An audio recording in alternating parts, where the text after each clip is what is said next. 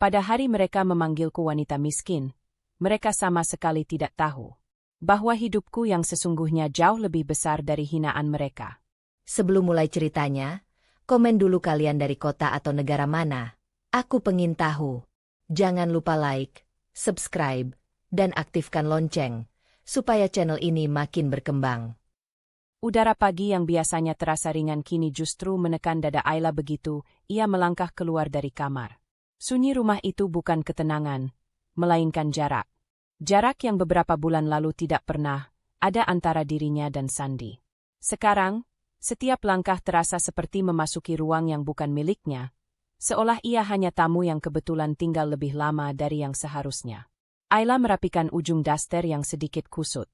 Ia menyiapkan sarapan, memotong roti, mengaduk telur, berusaha tidak menimbulkan suara yang bisa memancing komentar pedas yang biasa datang dari arah ruang tengah. Dua kalimat yang terus berputar di kepalanya muncul lagi, kalimat yang telah ia telan terlalu sering. Mereka meremehkanku karena mengira aku tak punya apa-apa. Karena penampilanku sederhana, mereka merasa boleh merendahkan sebebasnya. Langkah kaki terdengar dari arah tangga, ritmenya cepat dan tidak sabar. "Rika!" Suara yang hampir selalu mengoyak kesabaran Ayla sejak ia menikah dengan Sandi. "Apa ini?" Rika berhenti tepat di samping meja makan, alisnya terangkat tinggi. "Sarapan model begini? Kamu pikir ini asrama pekerja?" Ayla menahan helaan napas. "Aku bisa buat yang lain kalau..." "Sudahlah," potong Rika sambil mengibaskan tangan. "Pantas Sandi sering lihat makanan luar. Kamu memang, ya begitulah, seadanya." Sandi turun beberapa detik kemudian, mengenakan kemeja yang bahkan belum disetrika sempurna. Dulu, ia akan menyapa Ayla dengan senyum kecil. Namun pagi ini, seperti pagi-pagi sebelumnya, tatapannya hanya melewati Ayla seolah ia bagian dari furnitur rumah. "Sarapannya cuma ini," suara Sandi datar. Ayla memaksakan senyum. "Aku bisa masak lagi." "Tidak usah," katanya sambil duduk. "Telat nanti." Rika tertawa kecil, seperti menemukan hiburan di antara kepahitan orang lain. "Maklum, Sandi. Dia memang enggak terbiasa hidup di rumah keluarga mapan. Beda kelas." Ucapan itu disertai tatapan penuh perhitungan yang menusuk Ayla lebih dari yang ingin ia akui. Setiap kata yang keluar dari mulut Rika selalu memiliki tujuan, mengingatkan bahwa Ayla dianggap tidak layak berada di rumah itu. Ayla menyendokkan telur ke piring Sandi. Saya ambil sendiri." Sandi menepis lembut tanpa melihat ke arahnya. Hanya tepukan ringan, tetapi cukup membuat Ayla menarik kembali tangannya seolah tersengat listrik. Rika memerhatikan itu dengan tatapan puas, seolah ia baru memenangkan babak kecil dalam perang yang hanya ia pahami sendiri. Ayla duduk pelan di ujung meja, menjaga jarak. Hening menggantung, hanya suara sendok garpu yang berdenting. Tapi hening itu bukan damai. Itu adalah kesenjangan yang menganga. Setelah beberapa suap, Sandi menatap Ayla, sekilas saja. "Nanti, tolong jangan terlalu sering keluar rumah. Banyak orang lihat." Ayla terkejut. "Keluar rumah? Aku hanya ke minimarket, Sand." "Ya, tapi orang lihat." "Kamu, ya, kamu tahu sendiri. Tidak rapi, jadi orang suka ngomong." Rika mendengus. "Iya, Sandi benar. Kamu kelihatan lusuh. Jangan buat keluarga kita malu." Ayla mengatupkan bibir. "Aku selalu rapi. Mungkin, kalian hanya tidak suka caraku berpakaian. Mau bilang kami salah?" Rika memiringkan kepala, menantang. "Tidak," Ayla menggeleng cepat. "Aku hanya menjelaskan." Namun penjelasan itu hanya merembes ke lantai seperti air tumpah. Tak ada yang benar-benar mendengarkannya. Sandi selesai makan lebih cepat dari biasanya. Ia berdiri sambil merapikan kemejanya. "Aku pergi." Ayla berdiri spontan. "Sand, kamu mau aku bawakan bekal?" "Tidak usah," jawabnya tanpa menoleh. Pintu tertutup. Waktu seakan ikut tertutup bersamanya. Rika menatap Ayla lama, sangat lama, lalu mendekat dengan langkah pelan. "Kamu dengar, kan? Dia malu. Semua orang malu. Kamu itu bukan siapa-siapa, Ayla. Jangan lupa itu." Ayla menunduk, tetapi di balik kelopak matanya, ada sesuatu yang sedang bergerak pelan. Bukan air mata, melainkan keteguhan yang belum menemukan bentuk. "Rapikan meja," lanjut Rika sembari beranjak. Dan tolong jangan buat masalah. Sandy sudah cukup pusing. Di ruang makan yang kembali sunyi, Ayla merapikan piring satu persatu. Tangannya gemetar ringan, bukan karena takut, tetapi karena terlalu banyak hal yang ia tahan. Ia mencuci piring perlahan, membiarkan air hangat mengalir di kulitnya, berharap itu cukup untuk meredakan perasaan yang kacau. Ia menatap pantulan dirinya di permukaan lemari kaca. Wajah sederhana, rambut diikat seadanya, sorot mata yang mulai meredup. Tapi jauh di dalam sana, tersisa cahaya kecil yang tidak padam. Kalau mereka tahu siapa aku sebenarnya, bisiknya, napasnya hampir tak terdengar. Ia tidak melanjutkan kalimat itu. Bukan karena ragu, namun karena ia tahu waktunya belum tiba. Ada bagian dirinya yang masih ingin memberi kesempatan, meski kesempatan itu semakin tipis. Ayla mengeringkan tangannya dan berjalan menuju kamar. Setiap langkah terasa seperti membangun dinding baru yang melindunginya dari luka-luka kecil yang menumpuk. Luka yang tak pernah mereka akui. Luka yang bahkan Sandy pura-pura tidak lihat. Tapi ia merasakannya. Setiap detiknya. Dan untuk pertama kalinya pagi itu, Ayla membiarkan sebuah pikiran membentuk dirinya sendiri. Tajam, lembut, dan berbahaya. Mungkin sudah saatnya aku berhenti diam. Aku selalu tahu keluarga Sandy tak pernah benar-benar menganggapku cukup. Perempuan miskin tak pantas masuk keluarga kami. Begitu kata-kata yang sering kulihat terselip di tatapan mereka. Tapi belakangan, rasa merendahkan itu seperti menular pada Sandy, dan aku tak tahu kapan tepatnya jarak di antara kami mulai tumbuh. Pagi itu, dapur terasa lebih dingin dari biasanya. Bukan karena udara, melainkan karena tatapan Sandy yang hanya singgah sekilas ke arahku. Seolah aku bayangan yang kebetulan lewat. Aku buatkan sarapan, kataku pelan sambil menatap piring. Sandy tidak menjawab. Hanya menarik kursi, duduk, dan mulai makan tanpa sepatah kata. Kebiasaannya mengucap terima kasih pun hilang bagai dicabut dari dirinya. Aku memperhatikannya diam-diam. Rahangnya tegang. Mata yang dulu hangat kini tampak berkabut oleh sesuatu yang tak bisa kujelaskan. Atau mungkin tak berani kuterka. Beberapa hari lalu, Rika pulang dengan wajah puas setelah melihat pekerjaanku di rumah. Ia sengaja berkata keras-keras agar Sandy mendengar. Ayla itu nggak cocok jadi istri kamu. Terlalu, ya kamu tahulah, murahan dan miskin. Sandy tidak membelaku. Ia hanya diam. Diam yang menampar lebih keras dari hinaan itu sendiri. Dan pagi ini, diam itu masih membekas. Sand, kamu kerja jam berapa? Aku mencoba mencairkan suasana. Ayla, tolong jangan banyak nanya. Suaranya datar, tapi dinginnya menembus seperti pisau tipis. Aku menelan ludah. Aku capek. Potongnya, kali ini dengan nada yang lebih jelas menunjukkan kejengkelan. Bisa nggak kamu jangan bikin pagi makin rumit? Aku terpaku. Tanganku berhenti di atas meja, memegang sendok yang tiba-tiba terasa berat. Rumit? Pertanyaanku saja dianggap rumit? Sandy bangkit tanpa menunggu reaksiku. Meja bergeser sedikit. Ia menghirup napas panjang, seperti menahan diri agar tidak mengatakan sesuatu yang lebih buruk.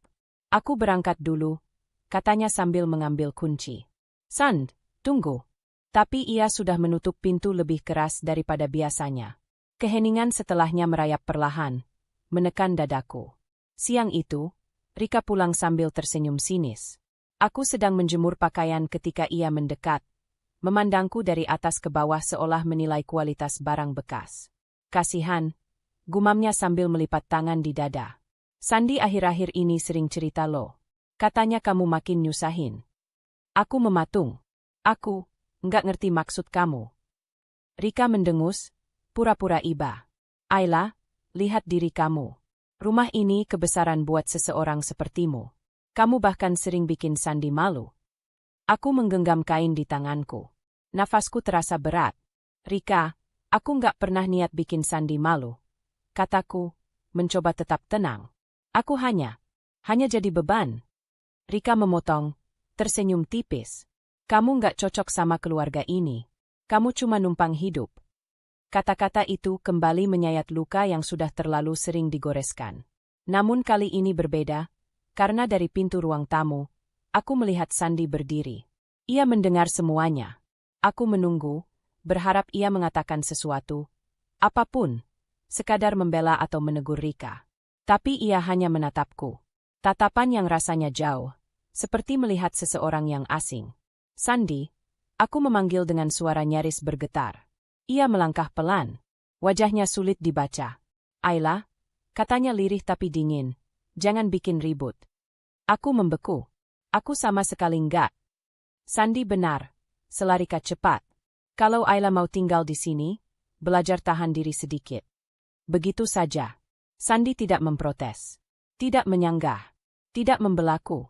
Detik itu, aku merasa ada sesuatu yang retak perlahan, tetapi jelas, dan suara retakannya bergema di seluruh dadaku.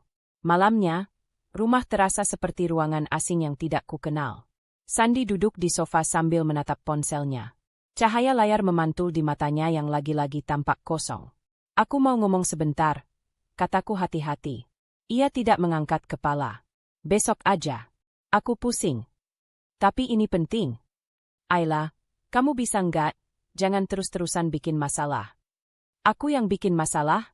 Tanyaku, suara naik tanpa sengaja. Luka-luka dalam diriku terasa tertarik keluar. Baru saat itu ia menatapku. Ada kejengkelan. Ada lelah. Ada jarak yang tak pernah ku kenal sebelumnya. Semenjak kamu tinggal di rumah ini, semuanya jadi berat, katanya pelan, jujur, dan kejam sekaligus. Aku cuma minta kamu jangan ribut sama Rika. Aku tersenyum miris. Aku nggak pernah mulai apa-apa, Sand. Tapi kamu selalu jadi penyebabnya. Kalimat itu menghantam dada lebih keras daripada teriakan manapun. Sandy menatapku beberapa detik sebelum kembali ke ponselnya. Aku mau tidur. Ia bangkit. Tanpa menoleh lagi, ia melangkah menuju kamar, meninggalkanku sendirian di ruang tamu yang terasa membeku. Aku terduduk. Napasku naik turun, dada nyeri seperti dihimpit sesuatu yang tak terlihat. Aku memejamkan mata. Dalam gelap kelopak mataku, aku melihat jelas yang selama ini tak pernah ingin kuakui. Retak itu benar-benar ada. Dan retaknya ada di mata Sandy. Malam itu, saat aku duduk sendirian, aku tahu satu hal. Sesuatu dalam pernikahan ini sedang bergerak menuju arah yang tak lagi bisa kuabaikan. Sesuatu yang membuatku takut, tapi juga membuatku membuka mata untuk pertama kalinya.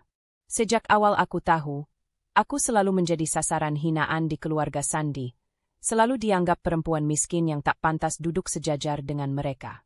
Tapi hari itu, mereka menunjukkan seberapa rendah sebenarnya posisi yang mereka tetapkan untukku. Rumah keluarga besar Sandy dipenuhi suara tawa dan dentingan gelas. Meja makan panjang sudah tertata rapi, penuh hidangan yang biasanya hanya mereka keluarkan saat acara penting.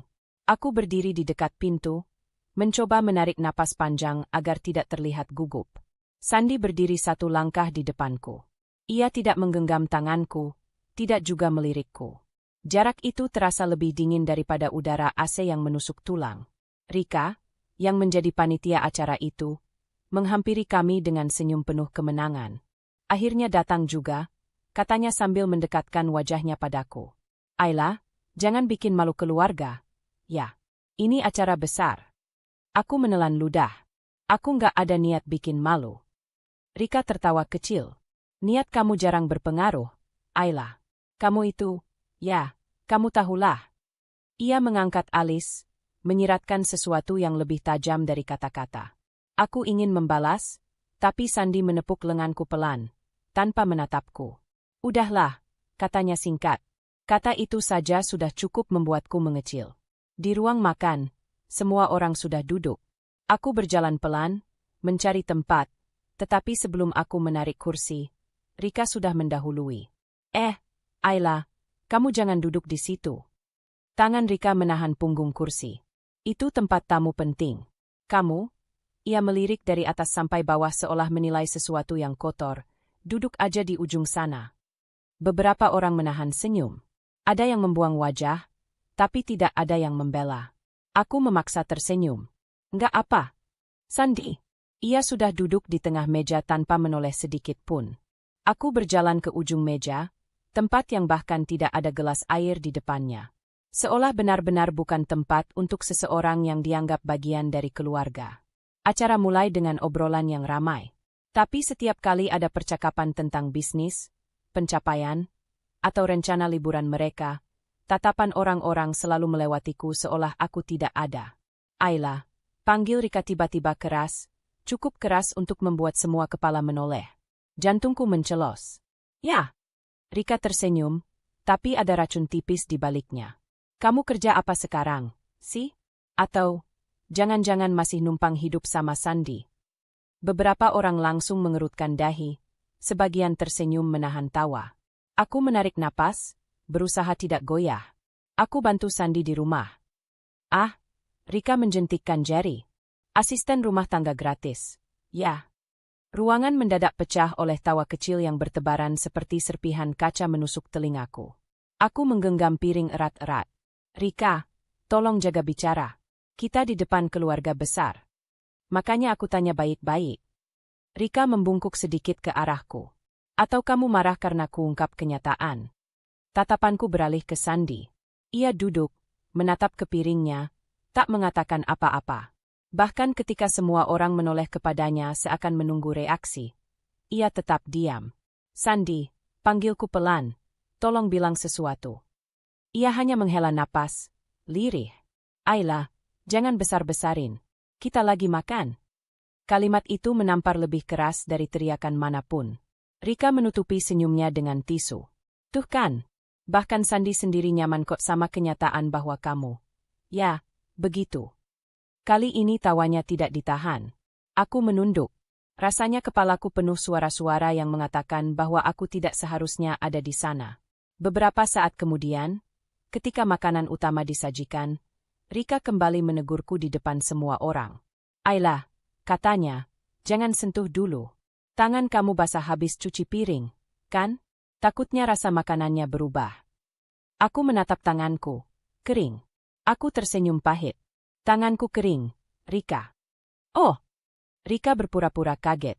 Kupikir kamu habis dari dapur. Soalnya, kamu terlihat seperti orang dapur. Tolong hentikan. Ucapku pelan, tapi suaraku bergetar.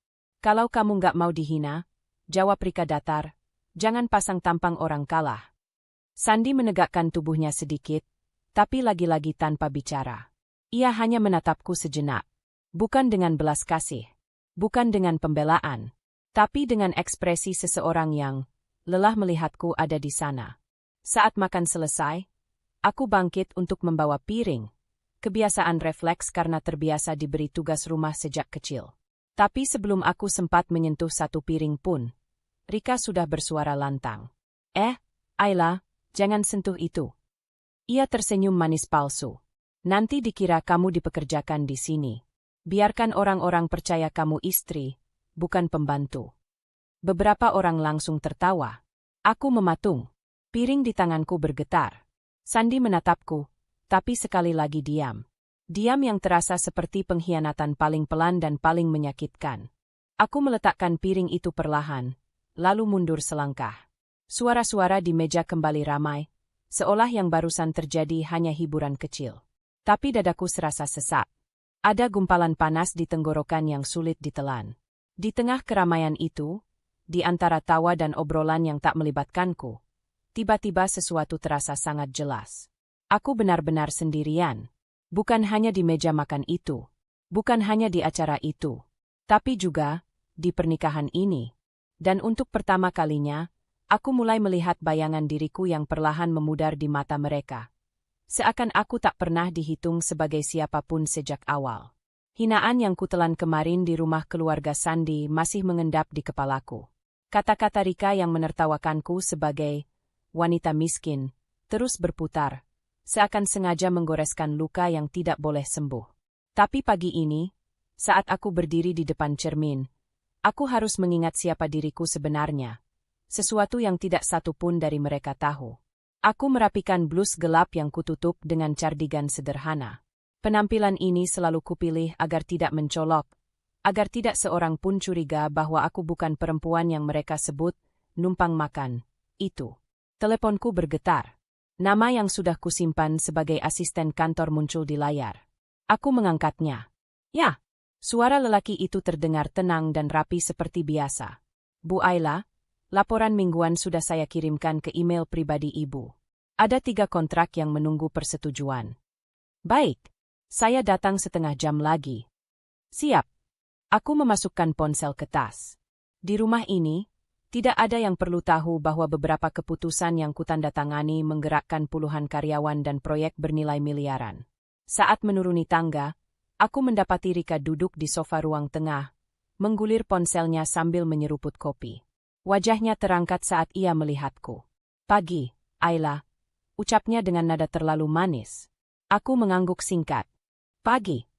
Kemana rapi-rapi gitu? Belanja? Atau mau kerja apa sekarang?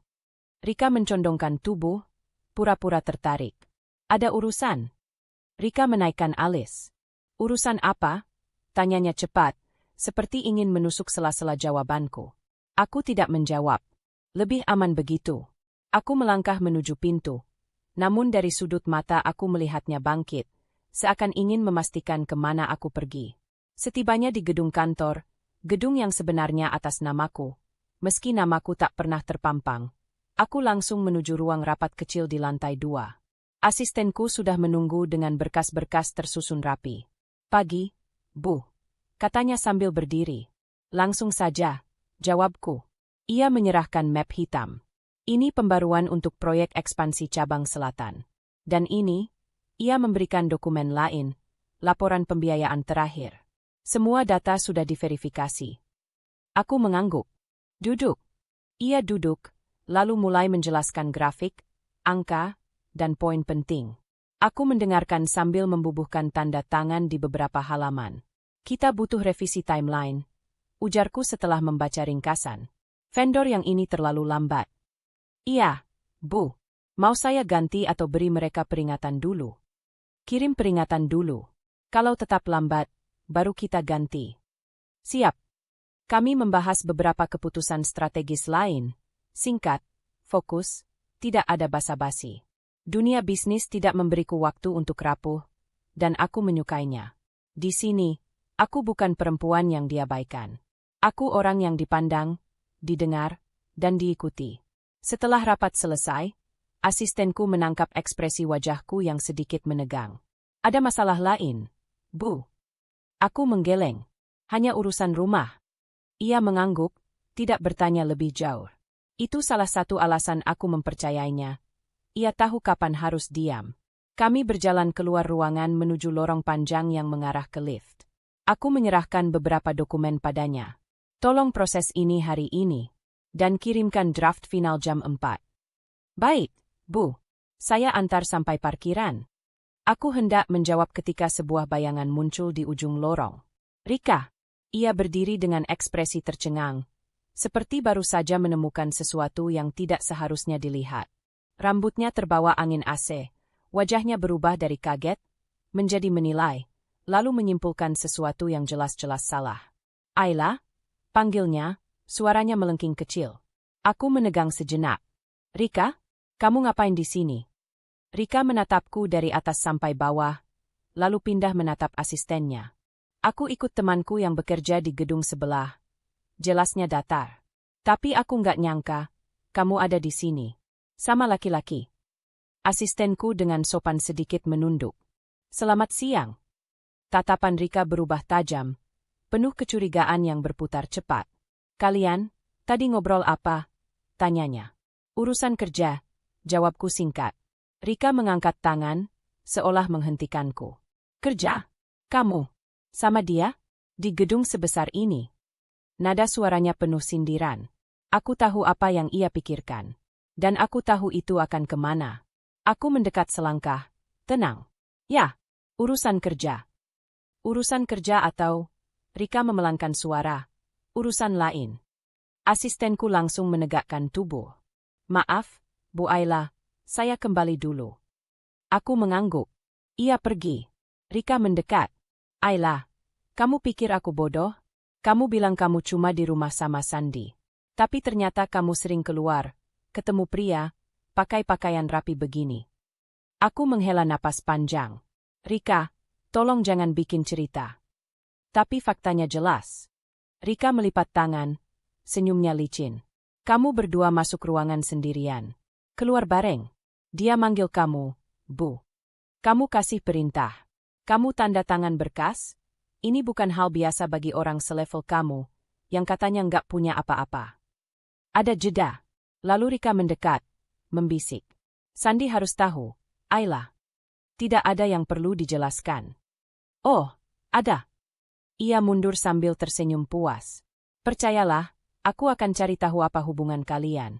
Dan begitu aku dapat sedikit saja bukti, kamu selesai. Aku menatapnya tajam, tapi ia tidak gentar. Matanya bersinar dengan determinasi yang berbahaya, determinasi seseorang yang sudah membangun fitnah di kepalanya dan tinggal menunggu waktu meledakkannya. Ayla, katanya ringan sambil berbalik, kamu sebaiknya hati-hati. Ia melangkah pergi, meninggalkan udara dingin yang menempel di kulitku. Aku berdiri terpaku beberapa detik. Rasanya ada sesuatu yang baru saja mulai bergerak di luar kendaliku. Sesuatu yang bisa merusakkan hidupku, jika tidak kuhadapi. Dan aku tahu satu hal. Fitnah ini baru mulai. Kecurigaan Rika sejak ia memergokiku dengan asistennya di gedung kantor menjadi bara kecil yang kini tampak siap berubah menjadi api besar. Aku tahu dari cara dia menatapku waktu itu, penuh kepuasan yang beracun, bahwa ia sudah menemukan bahan baru untuk menghancurkan martabatku. Aku pulang lebih awal hari itu, mencoba mengatur napas sebelum memasuki rumah. Tapi bahkan sebelum aku membuka pintu, suara tegas Sandy terdengar dari dalam. Aku capek, Rika. Jangan bahas itu dulu. Aku berhenti. Jantungku langsung mengencang. Rika menjawab dengan nada manis yang dibuat-buat. Aku cuma bilang apa yang aku lihat. San, kamu sebagai suami wajar dong kalau tahu istrimu ketemu laki-laki lain di gedung orang kaya. Aku menutup mata. Itu sudah dimulai. Ketika aku masuk, Sandy langsung menatapku. Pandangan dingin. Tidak marah, tapi lebih buruk dari marah. Ragu. Ayla, katanya pendek. Aku menahan napas. Ada apa? Rika berdiri di dekatnya, bersandar pada meja makan seolah itu panggung miliknya. Wah, kamu cepat juga pulangnya. Baru selesai, urusan kerja. Nada sinis itu menempel seperti noda. Rika, aku nggak ada urusan sama kamu, jawabku datar. Oh, tapi kamu ada urusan sama Sandy. Ia mendekat, lipstiknya seolah semakin merah ketika tersenyum. Aku cuma cerita apa yang aku lihat. Kamu ketemu laki-laki, masuk ruang rapat, keluar bareng, dan dia nurut banget sama kamu. Sandy memejamkan mata sebentar, lalu menatapku lagi. Ayla, siapa laki-laki itu? Aku ingin menjelaskan semuanya. Ingin bilang bahwa laki-laki itu asistennya, orang yang bekerja untukku. Tapi identitasku, perusahaan, kekuasaan yang kusembunyikan selama ini, aku belum siap membuka itu. Belum di saat aku bahkan tidak tahu apakah Sandy masih melihatku sebagai istrinya atau hanya beban yang ia seret tanpa kehendak. Aku menghela napas. Dia, orang yang bantu urusan pribadi. Pribadi? Rika tertawa kecil. Ya ampun, penjelasan yang bagus sekali. Sandy bangkit dari sofa, dan aku terkejut bagaimana tubuhnya terasa jauh lebih besar ketika ia berdiri di depanku. Ayla, aku cuma minta satu hal, jujur. Kamu pergi kemana selama ini? Kamu bilang cuma di rumah. Tapi ternyata enggak. Aku memang banyak urusan, Sandy. Tapi bukan seperti yang kamu dan Rika pikirkan. Kalau bukan perselingkuhan, Rika menyela, kenapa kamu sembunyi-sembunyi? Aku menatap Rika tajam. Kamu ingin memprovokasi. Tapi aku enggak akan terpancing. Oh, tapi Sandy sudah terpancing kok. Rika melirik suaminya dengan senyum tipis. Lihat cara dia menatapmu. Aku bisa merasakan panasnya tatapan Sandy. Bukan hanya marah, tapi juga dihianati. Padahal tak ada pengkhianatan. Kamu tahu apa yang paling nyakitin? Suara Sandy rendah, tidak meledak, tapi terasa jauh lebih menusuk. Kamu pergi tanpa ngomong. Datang tanpa ngomong. Dan sekarang ada laki-laki yang manggil kamu, Bu, dengan hormat seolah dia orang penting di hidupmu. Aku meremas jemari sendiri di dada. Sandy, aku bisa jelasin. Tapi ini bukan tempat atau waktunya. Kenapa bukan? Suaranya meninggi sedikit. Karena ada hal yang kamu sembunyikan. Rika menyenggol lengannya. San, orang yang nggak bersalah nggak akan ngomong begitu. Aku menatap keduanya. Kalian mau dengar kebenaran atau mau dengar cerita yang kalian sudah percaya? Sandy membalas cepat. Aku mau dengar kebenaran. Tapi dengan syarat aku buka semuanya. Jawabku pelan. Dan aku belum siap. Rika mendecakkan lidah. Alasan klasik orang selingkuh. Sandy menahan napas panjang, seolah sedang bertahan agar tidak meledak. Ayla, aku cuma butuh tahu, kamu masih jujur sama aku apa tidak? Aku merasakan sesuatu di dalam dadaku bergeser. Seperti ada garis tipis yang hampir putus. Aku selalu jujur, kataku. Tapi aku juga berhak punya bagian hidupku yang belum siap kubuka. Sandy tertawa pendek, getir. Bagian hidup apa? Urusan apa? Ayla, kamu bukan tipe orang yang punya rahasia besar. Kamu bahkan jarang keluar rumah sebelum ini. Ucapan itu menusuk. Karena ia mengatakannya seolah ia benar-benar percaya aku hanya perempuan biasa tanpa arah hidup. Betapa jauh ia dari kebenaran. Rika mendekat ke kupingnya seolah berbisik berat, tapi sengaja disuarakan. San, kamu sadarkan? Semua ini mulai sejak dia ketemu laki-laki itu. Sandy mengusap wajahnya keras-keras. Aku butuh waktu sendiri. Ia melangkah pergi ke kamarnya, pintu tertutup dengan dentuman tajam. Bukan teriakan. Bukan kata-kata kasar. Tapi dentuman itu cukup membuat rumah seolah bergetar. Rika memandangi pintu itu dengan bangga, lalu menatapku. Kamu pikir kamu pinter sembunyi? Kamu pikir aku nggak bisa bongkar semuanya? Aku tidak menjawab. Tidak perlu. Percayalah, katanya sambil melipat tangan. Aku baru mulai. Aku berjalan melewatinya tanpa sepatah kata. Tapi sebelum aku bisa naik ke kamar, Rika berkata lantang. Kalau Sandy kehilangan kepercayaan sama kamu, jangan salahin siapa-siapa selain diri kamu sendiri. Aku berhenti. Hanya sejenak. Tapi rasa sakit itu cukup untuk membuat dadaku menegang. Aku tidak takut sama kebenaran, kataku tanpa menoleh. Rika tertawa. Bagus. Soalnya sebentar lagi, seluruh rumah ini akan menuntut kebenaran itu darimu. Aku naik ke lantai atas, menutup pintu kamar perlahan. Bukan karena aku ingin lembut, tapi karena jika pintu itu kubanting, mungkin tangisku akan pecah di belakangnya. Aku duduk di tepi ranjang. Tanganku gemetar. Fitnah Rika sudah menancap. Dan Sandy, perlahan mulai percaya. Tapi masalah sesungguhnya bukan itu. Masalah sesungguhnya adalah sesuatu yang baru saja tumbuh di dalam diriku. Gelap, panas, tidak bisa kuhindari. Jika mereka terus menusukku, maka suatu hari nanti, mereka akan tahu siapa sebenarnya orang yang mereka injak-injak. Dan ketika hari itu tiba, tidak ada yang bisa kembali seperti semula. Fitnah tentang perselingkuhan itu masih menggantung seperti kabut beracun. Ayla sudah tahu, tuduhan itu berasal dari Rika, dan Sandy menelannya bulat-bulat tanpa mempertanyakan apapun. Dan malam itu, semuanya mencapai titik pecah. Ayla baru selesai menaruh ponselnya di meja ruang tamu ketika suara langkah Sandy menggema dari arah tangga. Berat, kasar, tidak seperti biasanya. Ketika ia menoleh, Sandy sudah berdiri dengan rahang mengeras dan mata yang tidak lagi mengenalinya. Aku dapat kabar lagi, katanya singkat, tanpa salam, tanpa jeda. Kamu masih ketemu laki-laki itu? Ayla menutup mata sejenak. Sandy, itu asist. Jangan sebut-sebut alasan yang sama. Sandy menepuk meja, membuat gelas di atasnya bergetar. Aku sudah muak dengan kebohonganmu. Bukan kata-katanya yang membuat Ayla gemetar, tapi nada suaranya, nada yang tidak pernah ia dengar sejak mereka menikah. Nada yang tidak memberi ruang bagi siapapun untuk bernapas.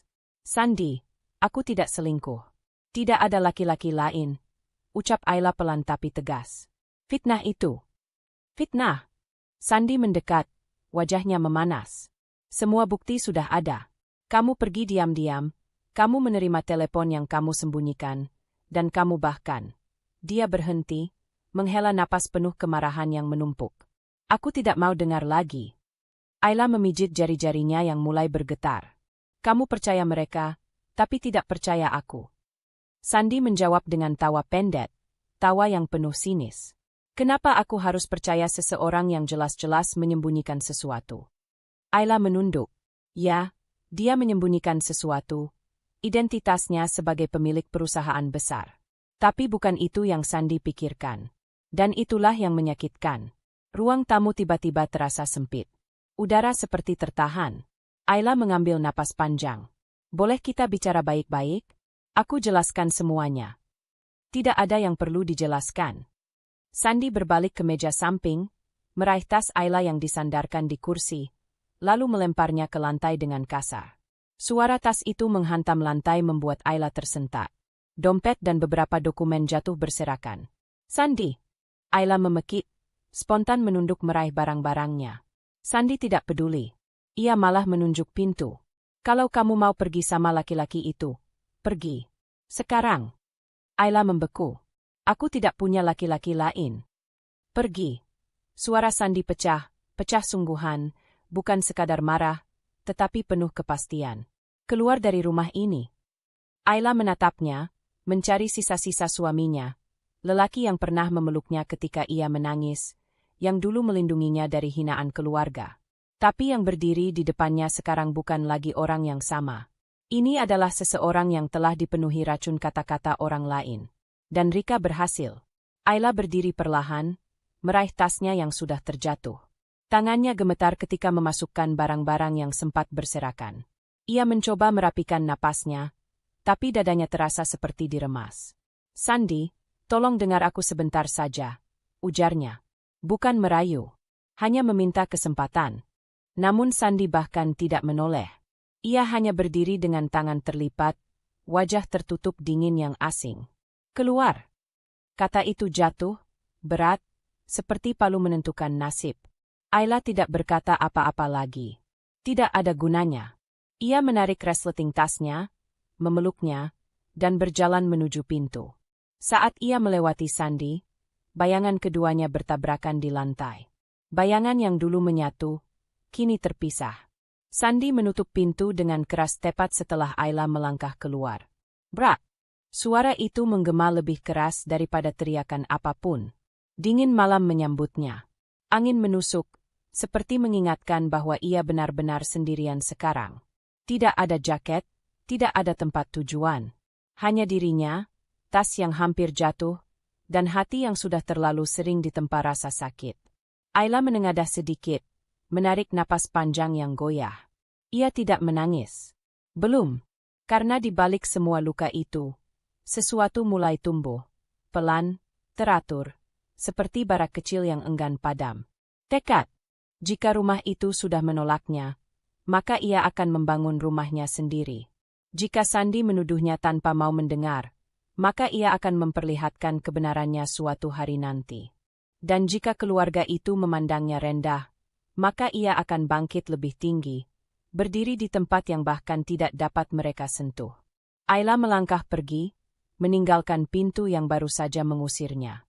Malam itu, hidupnya runtuh.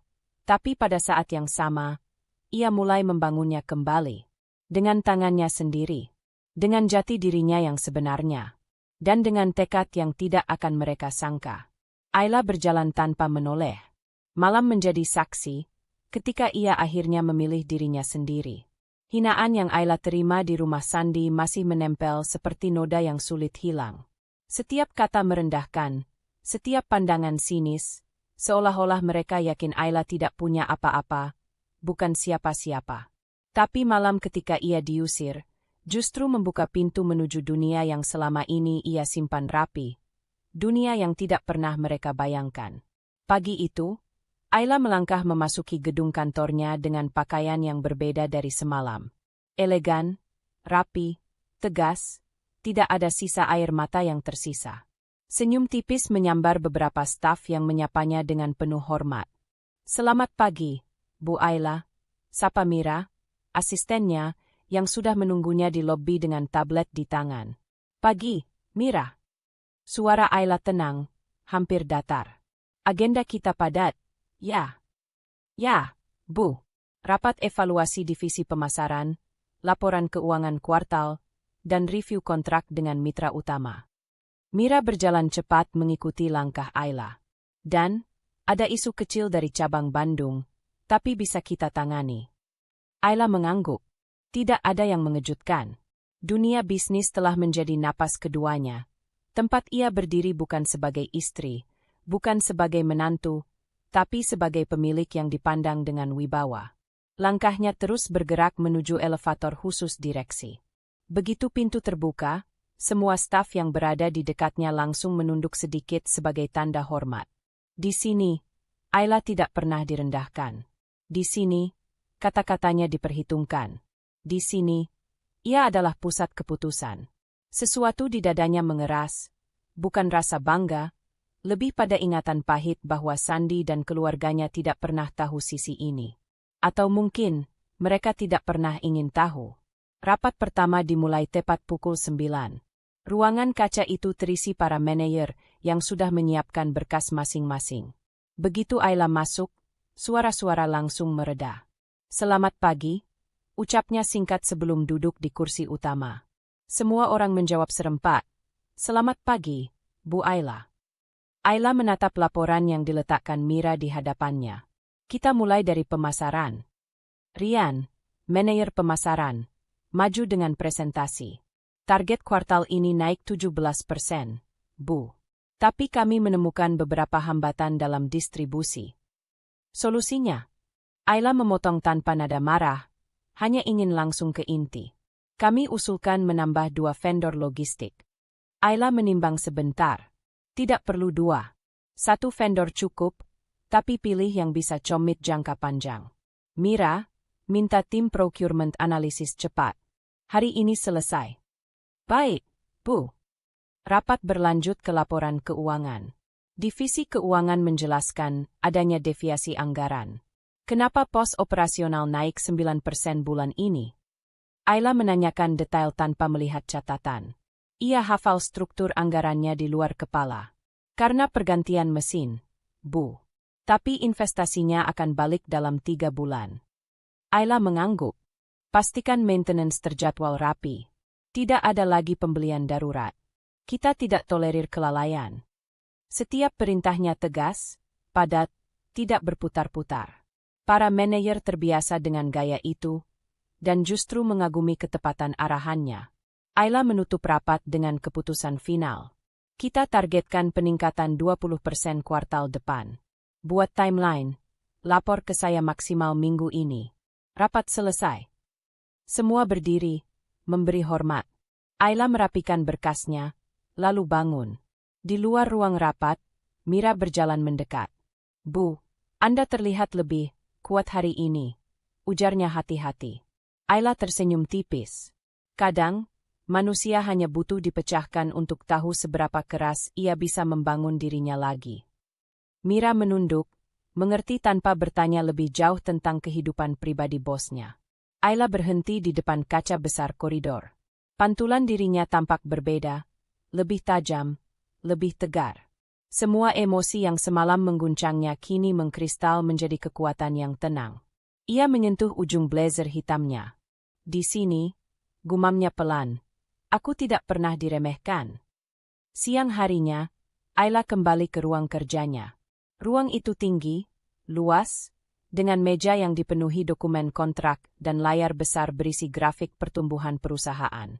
Ayla menandatangani beberapa berkas, meninjau laporan, dan memberi instruksi lewat panggilan internal.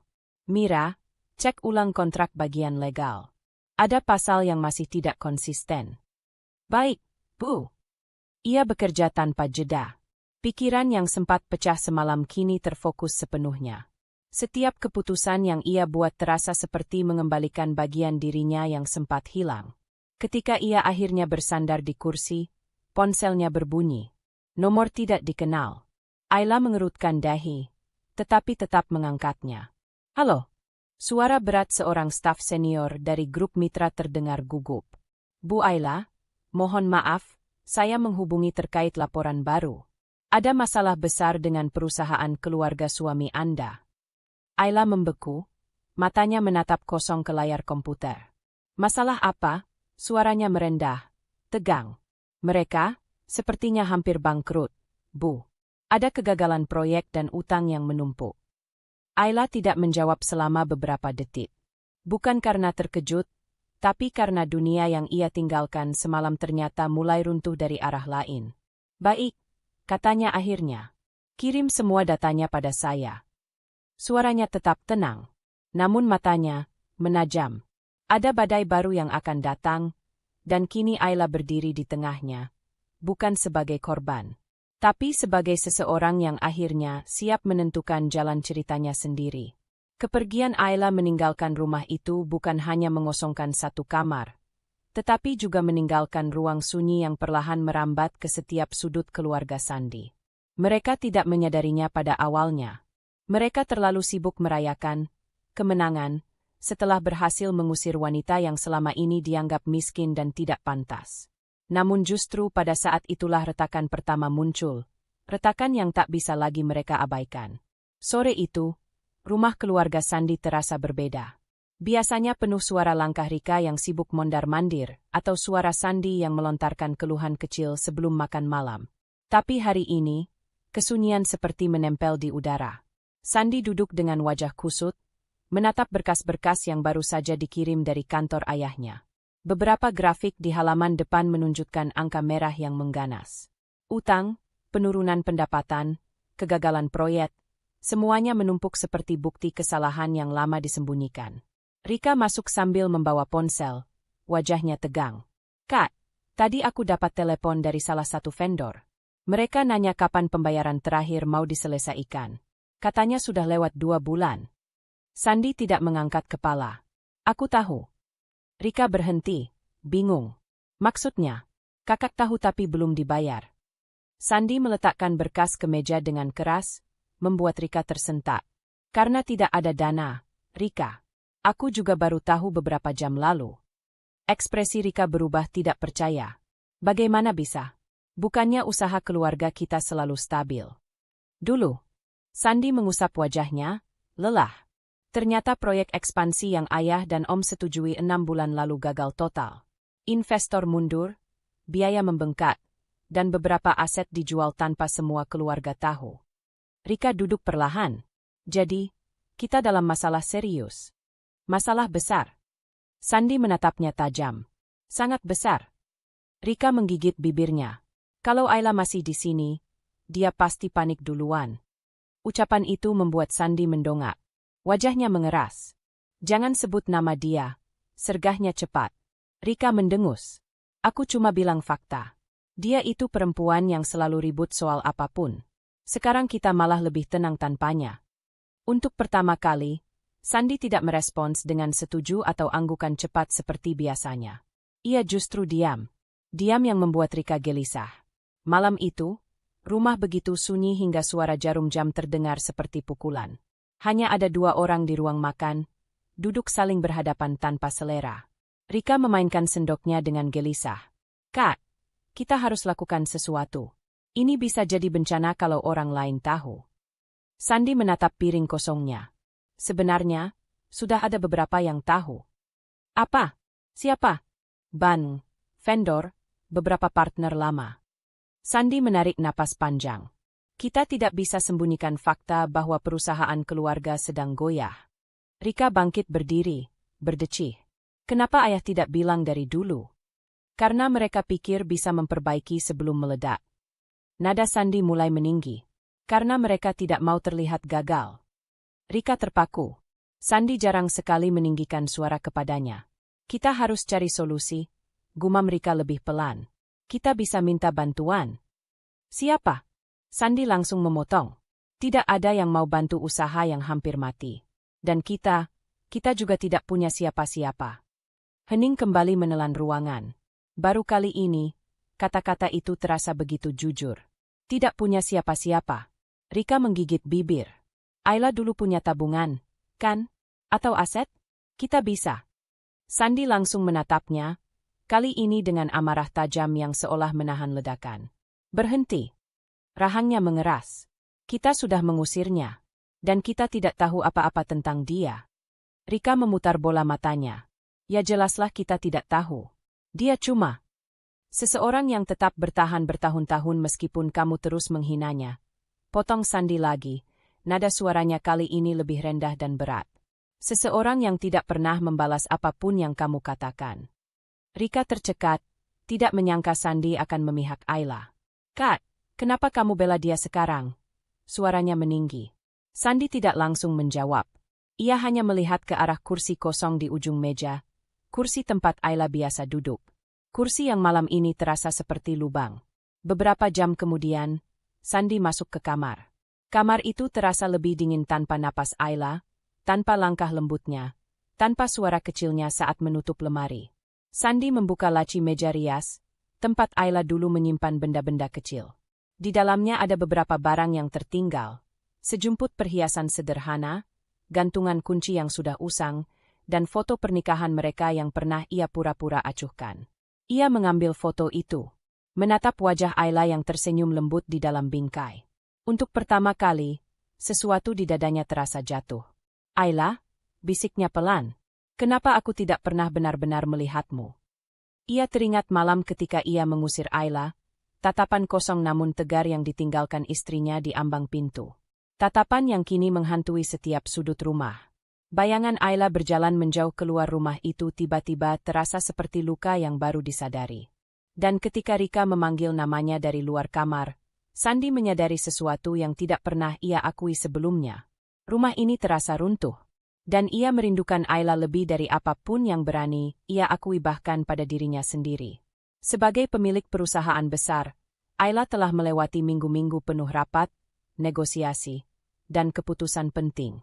Identitasnya yang selama bertahun-tahun ia sembunyikan kini kembali berdiri tegak di hadapan publik, tenang, profesional, dan tidak terpengaruh siapapun.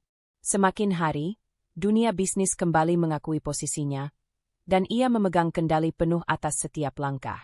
Dan malam ini, ia menghadiri sebuah acara bisnis tahunan, sebuah pertemuan strategis bagi para pemimpin perusahaan untuk membahas kolaborasi baru.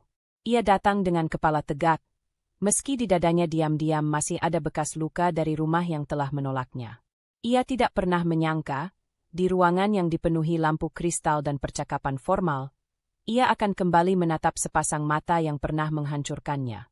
Acara itu berlangsung di ballroom hotel terbesar di kota. Musik lembut mengalun, gelas-gelas kristal beradu di udara, dan para tamu mengenakan jas dan gaun formal yang berkilau. Ayla datang bersama dua staf senior yang sudah biasa mengikutinya, tanpa memperkenalkan karakter baru, hanya wajah-wajah yang sudah muncul dalam perusahaan. Mira, asistennya, berbisik. Banyak pihak menunggu pernyataan Anda soal proyek baru, Bu. Ayla mengangguk. Beritahu mereka nanti setelah sesi utama. Ia melangkah masuk, membiarkan tatapan orang-orang mengikuti keanggunan langkahnya. Di hadapan dunia ini, tak ada yang tahu bahwa beberapa minggu lalu ia diusir dari rumahnya sendiri dengan hinaan. Yang mereka tahu, Ayla adalah pemilik perusahaan besar. Tegas, cerdas, sulit digoyahkan. Namun saat ia mengambil minuman dari meja samping, suaranya tercekat sesaat. Bukan karena minuman itu, tapi karena seseorang masuk dari pintu utama. Sandy, dengan jas hitam, wajah tegang, dan langkah berat yang jelas-jelas menunjukkan bahwa ia datang bukan dengan rasa percaya diri, melainkan karena tuntutan bisnis keluarga yang sedang runtuh. Ayla menegakkan bahu. Dunia ini adalah tempatnya. Ia tidak akan goyah. Sandy tidak langsung melihatnya. Ia sibuk menerima salam dari beberapa rekan bisnis lama keluarga mereka.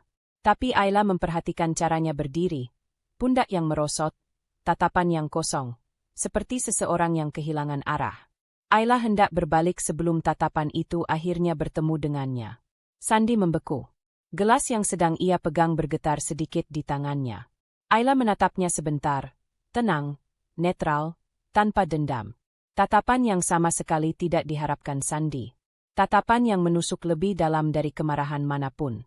Sandy melangkah ke arahnya, pelan, seolah memastikan apa yang ia lihat adalah kenyataan dan bukan bayangannya sendiri. Ayla, suaranya nyaris tidak terdengar. Ayla mengangguk sopan. Selamat malam. Nada itu formal. Tidak ada nada marah, tidak ada nada rindu, hanya formalitas seorang pemimpin perusahaan yang menyapa seseorang yang pernah ia kenal. Sandy menelan ludah. Kamu, ada di sini? Ada, jawab Ayla simpel. Ini acara bisnis. Dan perusahaan saya adalah salah satu sponsor tahun ini. Sandy seperti tertampar. Perusahaan, kamu? Ayla tidak menjelaskan. Orang seperti Sandi tidak pernah bertanya dulu saat mereka masih tinggal bersama. Ia selalu menilai berdasarkan apa yang ia lihat, atau pikir ia tahu. Aku tidak tahu kamu. Kamu memang tidak tahu banyak tentangku. Potong Ayla lembut, tanpa meninggikan suara. Kamu tidak pernah bertanya. Sandi terdiam. Tatapan orang-orang sekitar membuatnya sedikit mundur. Malu dengan sorotan yang seolah menangkap semua kesalahannya. Di samping mereka, Mira datang menghampiri. Bu Ayla, sesi presentasi Anda dimulai dalam 10 menit. Ayla mengangguk tanpa menoleh. Baik. Sandi memandang Mira lalu kembali pada Ayla, kebingungan makin menumpuk. Kamu, presentasi apa? Proyek strategis baru perusahaan saya, jawab Ayla ringan. Saya memimpin langsung. Sandi tidak bisa menyembunyikan keterkejutannya. Ia memandang Ayla seakan baru pertama kali mengenalnya. Selama ini, suaranya pecah sedikit. Selama ini kamu melakukan semua ini? Sendirian? Ayla menarik napas, mengatur ritme emosinya. Aku sudah membangun semua ini jauh sebelum aku masuk ke keluargamu. Kata-kata itu tidak mengandung kesombongan. Hanya kebenaran yang selama ini ia sembunyikan dengan hati-hati. Sandi menatap Ayla seperti seseorang yang baru saja kehilangan sesuatu yang tidak sadar ia miliki. Ayla, Sandi mencoba bicara lagi. Aku harus pergi. Ayla menatapnya 1 detik lebih lama. Selamat malam. Ia melangkah pergi, membiarkan parfum lembutnya tertinggal di udara. Sandi tetap berdiri di tempat, seolah seluruh dunianya tergeser. Ia memperhatikan punggung Ayla yang tegak, langkahnya mantap, cara orang-orang menghormatinya begitu ia melewati mereka. Sandi tidak pernah melihat Ayla dilihat seperti itu. Ia bahkan tidak pernah membayangkan Ayla adalah pusat perhatian dalam ruang sebesar ini. Ia baru sadar, wanita yang dulu ia hina, ia abaikan, ia sakiti, adalah seseorang yang berdiri jauh lebih tinggi dari yang pernah ia bayangkan. Ia menggenggam gelas di tangannya lebih erat. Untuk pertama kalinya, kebingungan memenuhi dadanya, bukan hanya tentang siapa Ayla sebenarnya, tapi tentang seberapa kecil ia memahami dunia yang Ayla kuasai dengan mudah. Dan hal itu membuatnya semakin takut bahwa ia benar-benar telah kehilangan sesuatu yang tidak bisa ia ambil kembali. Sejak awal, kebencian Rika terhadap Ayla bukanlah rahasia. Ia selalu memandang Ayla lebih rendah, seolah keberadaan istrinya Sandi hanyalah beban dalam keluarga.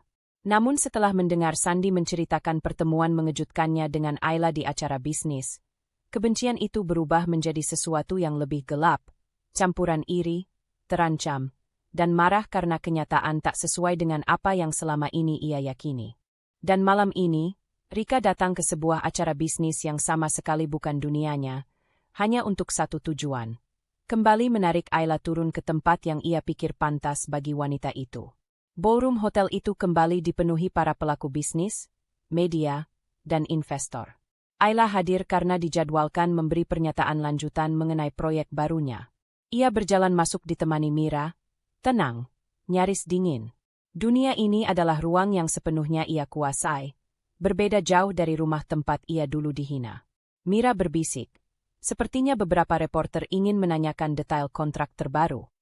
Ayla mengangguk. Siapkan ringkasannya.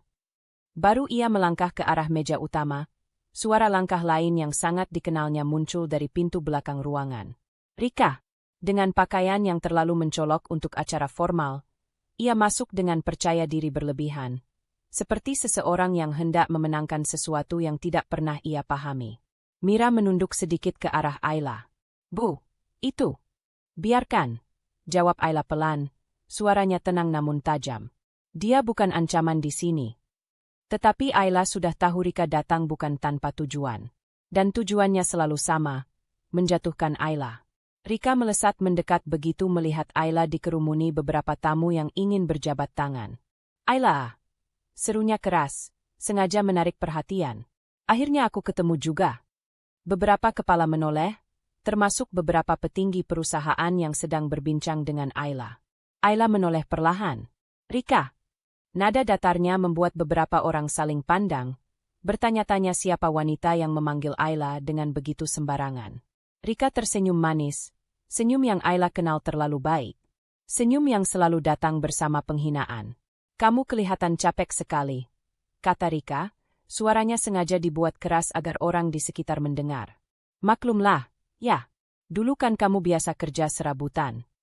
Mira yang berdiri di samping Ayla hampir bereaksi. Tetapi Ayla menahan dengan gerakan tangan halus. Ia tidak akan memberi Rika kepuasan melihatnya tersulut. Rika mendekat, berusaha terdengar lebih manis. Aku cuma khawatir. Kamu kan tidak terbiasa berada di acara besar seperti ini. Takutnya kamu salah bicara atau... Rika! Suara Ayla memotongnya seperti pisau tipis, tenang namun berbahaya. Beberapa tamu mulai memperhatikan lebih saksama. Aku sudah terbiasa memimpin acara seperti ini bertahun-tahun. Lanjut Ayla tenang. Jadi aku baik-baik saja. Rika tersenyum meremehkan. Memimpin? Ayla, kamu itu siapa sih sebenarnya? Beberapa tamu tergelak kecil. Bukan menertawakan Ayla, tapi manuver ceroboh Rika yang jelas tidak mengerti situasi. Ayla menatap Rika tanpa perubahan ekspresi. Namun sesuatu di balik tatapan itu membuat Rika tersendat sedikit. Aku rasa, ucap Ayla perlahan, semua orang di ruangan ini sudah tahu jawabannya. Ketika Ayla melangkah menjauh untuk menuju panggung kecil tempat presentasinya akan dimulai, Rika panik. Ia tidak boleh membiarkan Ayla menang. Ia mengejar dan berseru keras. Jangan mengira kamu bisa menipu semua orang dengan gaya berpura-pura kaya itu. Kami semua tahu kamu cuma. Namun sebelum kalimatnya selesai, suara MC acara menggema. Hadirin sekalian, mari kita sambut Ibu Ayla Anindya, pemilik dan direktur utama Ayla Group. Rika membeku. Ia tidak mengerti. Tepuk tangan bergema di seluruh ruangan. Orang-orang berdiri memberi hormat saat Ayla menaiki panggung dengan langkah tegas. Rika mundur selangkah, wajahnya memucat. Ia merasa seperti dunia tiba-tiba berputar tanpa memberinya peringatan. Ayla berdiri di podium, mikrofon berada tepat di hadapannya.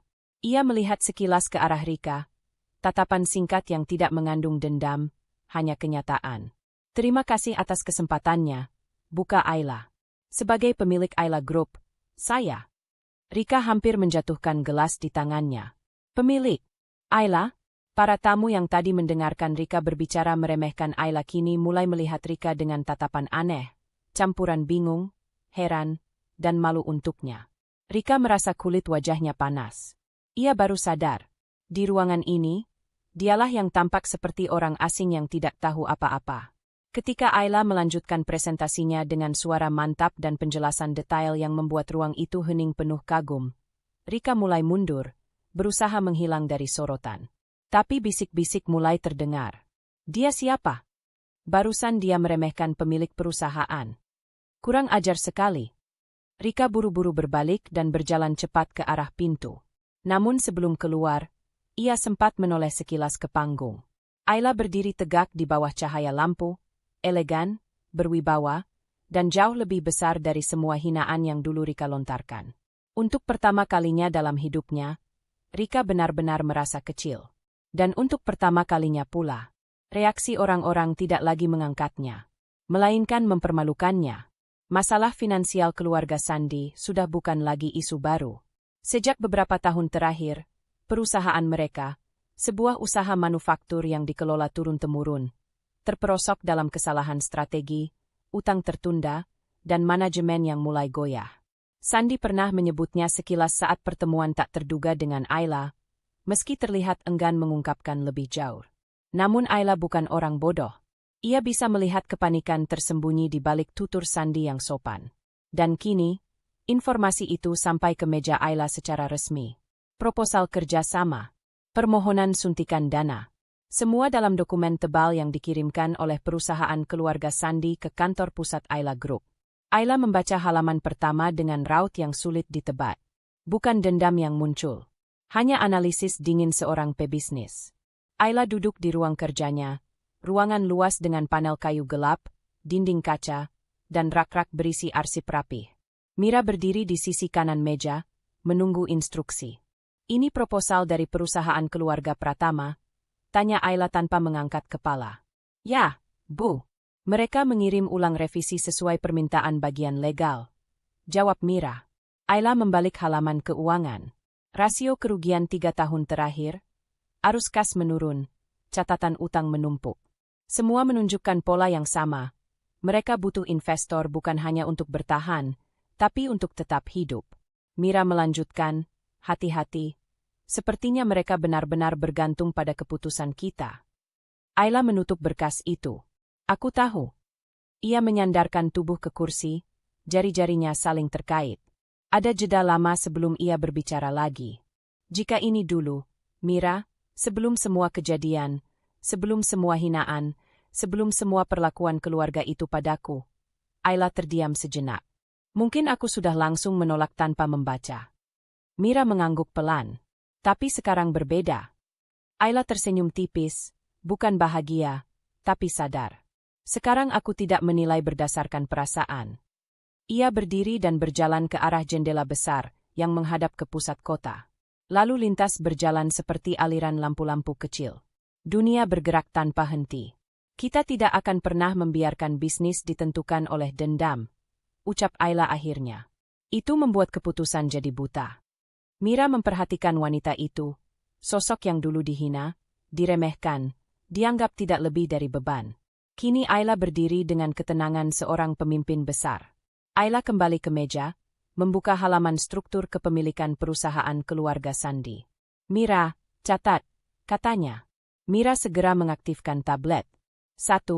Perusahaan mereka masih punya potensi. 2. Salah kelola bisa diperbaiki dengan struktur baru. 3. Kebutuhan dana mereka masuk kategori tinggi, tapi masih dalam batas aman untuk restrukturisasi. Baik, Bu.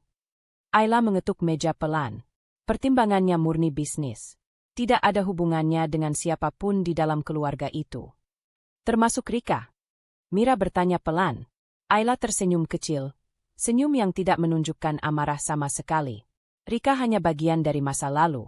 Tidak akan kubiarkan mempengaruhi keputusan strategis. Mira menghela napas lega. Kalau begitu, langkah selanjutnya bagaimana? Ayla membuka jadwal rapat internal yang sudah dirancang timnya. Kita jadwalkan presentasi internal bersama bagian hukum, keuangan, dan risk management. Aku ingin semua risiko dipetakan. Berarti belum akan bertemu pihak keluarga Pratama? Tanya Mira. Belum. Ayla menutup kembali berkas itu. Kita harus memastikan apakah ini investasi atau penguburan modal. Mira mencatat cepat. Namun Ayla belum selesai. Dan setelah itu, ia menarik napas pendek. Jadwalkan rapat pranegosiasi. Kita akan lihat apakah mereka siap dengan struktur baru yang kuusulkan. Mira menoleh cepat. Struktur baru. Batasan kontrol. Ayla mengangguk. Jika kita masuk sebagai investor utama, Ayla Group harus punya suara dominan dalam pengambilan keputusan. Artinya keluarga Pratama akan kehilangan kendali sebagian. Jika mereka ingin perusahaannya selamat, Ayla berkata tenang, itu harga yang harus mereka bayar. Itu bukan balas dendam. Itu logika bisnis. Mira tidak bisa menyangkal. Siang berganti menuju sore. Kantor mulai berkurang aktivitasnya, tapi ruang kerja Ayla tetap hidup dengan lampu putih terang. Ia memeriksa ulang setiap angka, setiap bagan, setiap risiko. Tidak ada satupun aspek emosional mempengaruhi analisisnya. Ayla ingat betul bagaimana Rika mempermalukannya, bagaimana keluarga itu memandangnya rendah. Tapi luka lama sudah tidak mengatur langkahnya. Ini bukan tentang membalas. Ini tentang menentukan nilai suatu bisnis. Tentang menilai apakah investasi ini masuk akal. Dan Ayla selalu bermain di ranah itu, fakta, bukan perasaan. Ketika waktu menunjukkan pukul 5 sore, Ayla menutup semua berkas. Ia berdiri, merapikan jasnya, lalu memandang Mira. Siapkan semuanya untuk rapat penting besok, katanya. Mira mengangguk. Tim legal, keuangan, dan risk akan hadir. Bagus. Ini langkah pertama. Setelah rapat internal, barulah kita tentukan apakah kita akan mengundang pihak keluarga Pratama. Ayla menatap meja yang kini kosong dari berkas, tanda keputusan belum final, tapi arah sudah jelas. Ini langkah pertama, kata Ayla pelan namun tegas. Langkah pertama menuju balasan, tanpa dendam. Dan dengan itu, Ayla melangkah keluar ruangan, bersiap untuk rapat penting yang akan menentukan arah masa depan. Bagi dirinya, bagi Ayla Group, dan bagi perusahaan keluarga Sandi. Ketegangan bisnis antara Ayla Group dan perusahaan keluarga Pratama semakin memuncak. Rapat internal sudah selesai, analisis risiko telah disusun, dan hari ini adalah jadwal pertemuan resmi pertama dengan calon mitra. Pertama kalinya Ayla akan bertemu keluarga yang dulu mengusirnya, sekarang sebagai pihak yang membutuhkan. Ayla berdiri di depan cermin ruang ganti kantornya. Jas hitamnya rapi, rambutnya disanggul sederhana, dan mata yang dulu selalu merunduk ketika dihina, kini memantulkan ketegasan yang sulit dibantah. Ia menarik napas pelan. Ini rapat bisnis, tidak lebih. Walau begitu, bayangan tentang fitnah, hinaan, dan malam ia diusir dari rumah yang seharusnya melindunginya, semua itu tetap membayang dalam satu garis tipis di pikirannya. Hari ini, ia tidak datang untuk membalas. Tetapi dunia memiliki caranya sendiri menempatkan manusia pada waktunya. Aula pertemuan hotel itu luas, bercahaya elegan, dan penuh dengan para eksekutif serta investor lain yang juga ingin mengetahui arah restrukturisasi perusahaan Pratama. Ini bukan hanya pertemuan dua belah pihak, ini panggung besar, tempat reputasi dipertaruhkan. Ayla memasuki ruangan bersama Mira, asisten yang selalu menemani. Sejumlah kepala menoleh, sebagian mengenal wajah Ayla sebagai pemilik Ayla Group. Sebagian lagi hanya tahu ia adalah sosok penting. Tidak ada yang tahu masa lalunya dengan keluarga Pratama. Tidak ada yang tahu bahwa Ayla, yang berdiri tegak dalam balutan kekuatan dan wibawa ini, pernah dianggap beban miskin dalam keluarga tersebut. Di bagian depan, Sandi berdiri bersama Rika. Sandi terlihat gugup, ekspresinya bercampur antara bingung dan tidak yakin.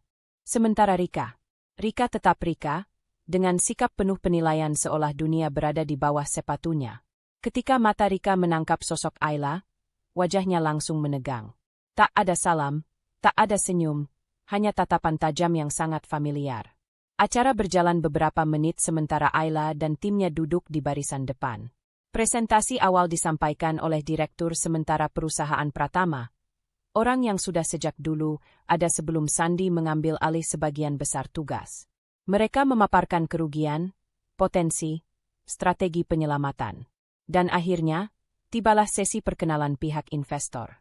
Moderator menyebut, berikutnya, perwakilan utama dari Ayla Group akan memberikan pernyataan pembuka.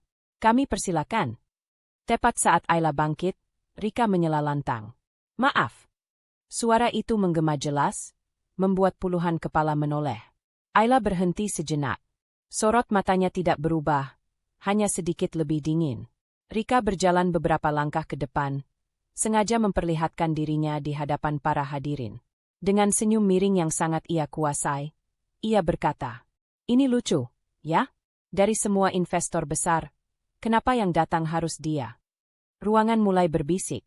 Mira mengepalkan tangan, tetapi Ayla memberi tanda untuk tetap diam. Rika menatap Ayla dari ujung kepala sampai kaki. Bukankah dulu kamu tinggal di rumah kami hanya karena belas kasihan? Kamu bahkan. Sandi mencoba menahan. Rika, sudah. Tidak. Rika menepis tangan Sandi. Suaranya meninggi namun tetap bermuatan manis beracun. Aku cuma ingin memastikan semua orang di sini tahu siapa yang sedang ikut campur urusan keluarga kami. Ayla tetap diam. Ia tidak membalas. Sorotnya tenang, nyaris seperti sedang mengamati anak kecil yang mengamuk. Rika mendekat, suaranya lebih tajam, lebih menusuk. Aku heran kenapa perusahaan sebesar ini mengundang dia. Jarinya mengarah tepat ke dada Ayla. Wanita miskin yang dulu kami tampung di rumah. Wanita yang tidak punya apa-apa selain pakaian murahan dan rasa kasihan dari suamiku. Seketika, ruangan menjadi sunyi total. Bahkan napas pun seperti berhenti. Beberapa eksekutif mulai saling bertukar pandang. Mereka mengenal Ayla sebagai pengusaha muda paling cepat berkembang dalam beberapa tahun terakhir. Mereka tahu reputasi profesionalnya tidak bisa disaingi. Namun mereka tidak tahu cerita di balik perempuan itu. Dan kini, dihina di tengah panggung bisnis besar, Ayla hanya berdiri tegak. Sandi mencoba meredam. Rika, hentikan ini. Kita di acara resmi. Diam, Sandi. Rika hampir menjerit. Aku sudah muak melihat dia pura-pura suci padahal dia cuma. Ia mendekat hingga jaraknya dengan Ayla hanya satu langkah. Tatapannya penuh benci, penuh dendam yang tidak pernah padam. Dia cuma wanita miskin yang naik kelas karena kebetulan, bukan karena kemampuan. Bisikan penonton menghentak. Beberapa wajah menunjukkan ketidakpercayaan. Yang lain malah terlihat jijik, bukan pada Ayla, tapi pada cara Rika mempermalukan orang secara publik. Ayla tetap tidak bergerak. Senyum tipis muncul di sudut bibirnya. Senyum yang hanya muncul ketika seseorang terlalu meremehkan dirinya hingga kebenaran menjadi begitu dekat. Rika menyadari senyum itu, dan semakin terpancing. Apa kamu tersenyum? Nada suaranya meninggi lagi. Kamu pikir kamu siapa? Berani-beraninya datang ke sini. Berdiri seolah kamu lebih tinggi dari kami. Mira berdiri cepat, tetapi Ayla mengangkat tangan, memberi sinyal agar ia diam. Rika melanjutkan, keras dan nyaring. Semua orang perlu tahu. Dia bukan siapa-siapa. Wanita miskin. Tidak pantas berada di ruangan ini. Tidak pantas. Sandi akhirnya mencoba menarik Rika ke samping, tetapi Rika menepis kasar. Ayla menatapnya lama. Benar-benar lama. Lalu ia berkata pelan. Pelan sekali, tapi terdengar oleh semua orang. Apakah sudah selesai? Ruangan kembali sunyi. Rika terpaku, tidak siap menghadapi ketenangan itu. Ayla menatap seluruh ruangan dengan tatapan profesional. Kalau begitu, ucapnya sambil melangkah maju. Izinkan saya memperkenalkan diri terlebih dahulu. Semua orang menahan napas. Rika menegang, merasa ada sesuatu yang tidak benar. Ayla berdiri tepat di depan panggung, mikrofon di tangannya. Dan sebelum identitasnya terbuka, sebelum dunia tahu siapa perempuan yang baru saja dihina di tengah acara bisnis besar. Cerita berhenti di ambang pintu pengungkapan itu. Tepat di detik ketika mata semua orang tertuju padanya. Detik sebelum Rika menyadari kesalahan terbesarnya. Hinaan Rika masih menggantung di udara seperti asap yang menyesakkan. Kata-katanya, wanita miskin, baru saja ia lemparkan di hadapan puluhan eksekutif yang menghadiri pertemuan bisnis terbesar tahun itu. Semua orang menatap Ayla, sebagian dengan kaget, sebagian lagi menunggu apa yang akan ia lakukan. Ayla berdiri tegak, mikrofon di tangan. Wajahnya tetap tenang, tidak sedikit pun menunjukkan luka dari hinaan yang baru saja diarahkan padanya. Semua mata mengikuti langkah kecilnya ke depan panggung, seolah ruangan besar itu mengerut dan menyempit hanya untuk fokus pada satu perempuan yang pernah dianggap tidak berarti. Ia menarik napas pendek. Sebelum saya lanjut berbicara mengenai proposal restrukturisasi dan peluang investasi, ucapnya pelan namun jelas. Izinkan saya memperkenalkan diri dengan baik. Bisikan halus terdengar dari para tamu undangan. Rika, yang berdiri tak jauh dari Sandi, tampak gelisah. Ekspresinya berubah, yang semula penuh kemenangan kini diselimuti keraguan yang mulai merayap. Ia menelan ludah, menatap Ayla dengan campuran takut dan tidak percaya. Ayla melanjutkan, nama saya Ayla Ramadhani. Beberapa orang di barisan investor langsung saling menatap. Nama itu bukan asing. Nama itu ada di daftar pemilik perusahaan terkuat yang hadir dalam rapat kerja nasional bisnis beberapa bulan lalu. Nama itu ada dalam majalah bisnis. Nama itu milik seseorang yang kekayaannya melonjak drastis dalam 2 tahun terakhir. Ayla menggeser sedikit mikrofon. Suaranya tetap stabil. Saya adalah pendiri dan pemilik Ayla Group. Gemuruh kecil meledak. Sejumlah eksekutif terperangah, sebagian bahkan berdiri. Beberapa yang pernah bekerja sama dengan perusahaan Ayla langsung menunjukkan ekspresi hormat yang tidak mereka tunjukkan sebelumnya. Hanya Rika yang mematung, bibirnya bergetar tanpa suara. Sandi menatap Ayla dengan mata membesar, seolah baru sadar bahwa dunia yang selama ini ia kira kecil ternyata sangat luas, dan Ayla berdiri jauh di atasnya. Ayla menatap mereka sebentar sebelum melanjutkan. Saya memimpin 6 lini usaha, termasuk penelitian teknologi, ekspor-impor, dan pengembangan aset. Perusahaan kami adalah salah satu calon investor yang diminta hadir dalam restrukturisasi ini. Ia berhenti, melihat langsung ke mata Rika.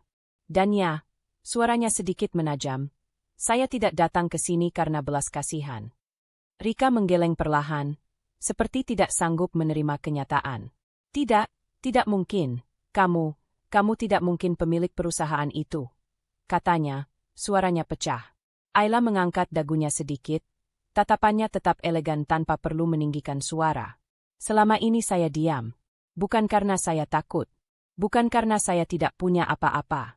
Saya hanya tidak ingin mencampurkan kehidupan pribadi dengan bisnis. Namun penghinaan Anda yang berulang-ulang. Ia menatap Rika dalam. Memaksa saya untuk tidak lagi tinggal diam. Ruangan kembali hening. Sandy mengambil langkah kecil.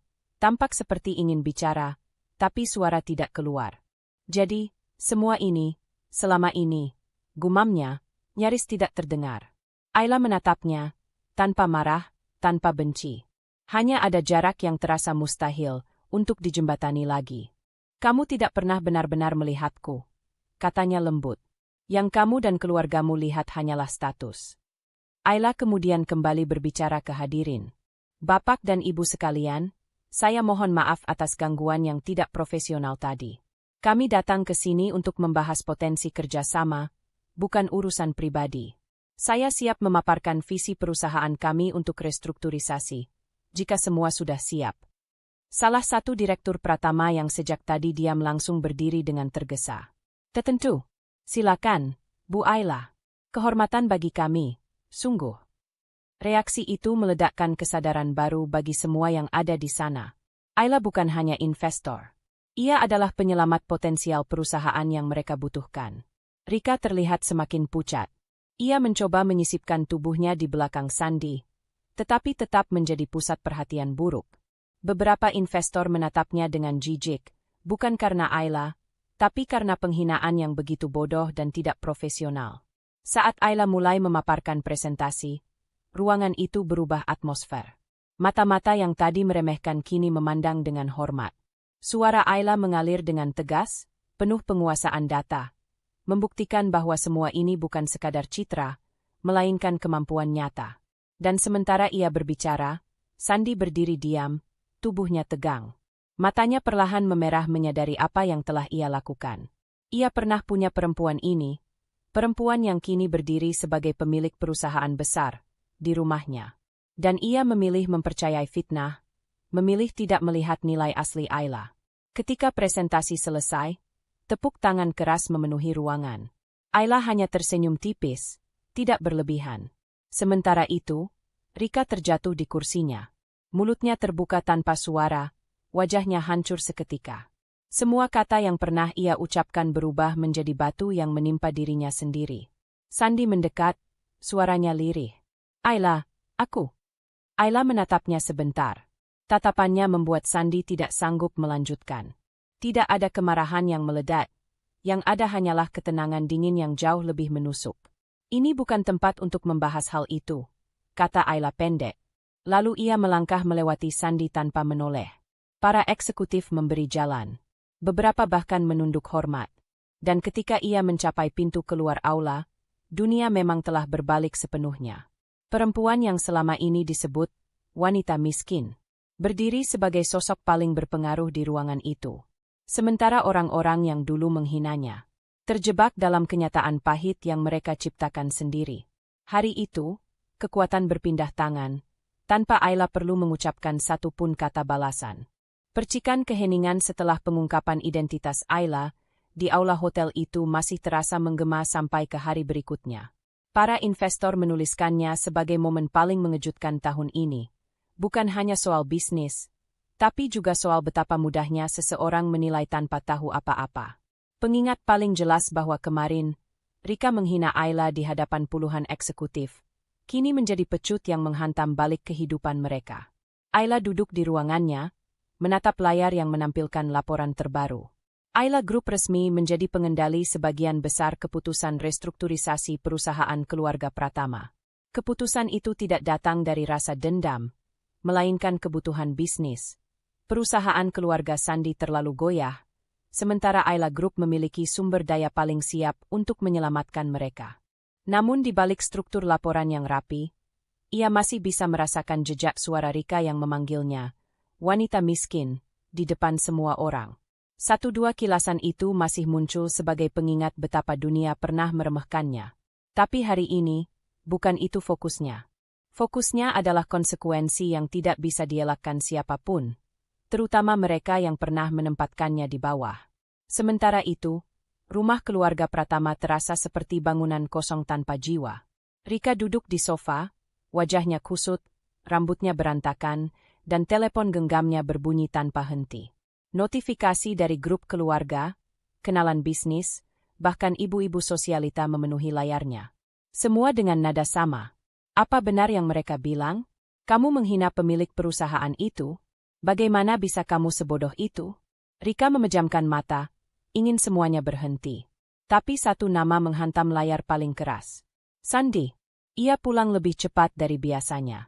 Begitu pintu dibuka, suasana dingin menyusup ke seluruh ruangan. Rika berdiri perlahan.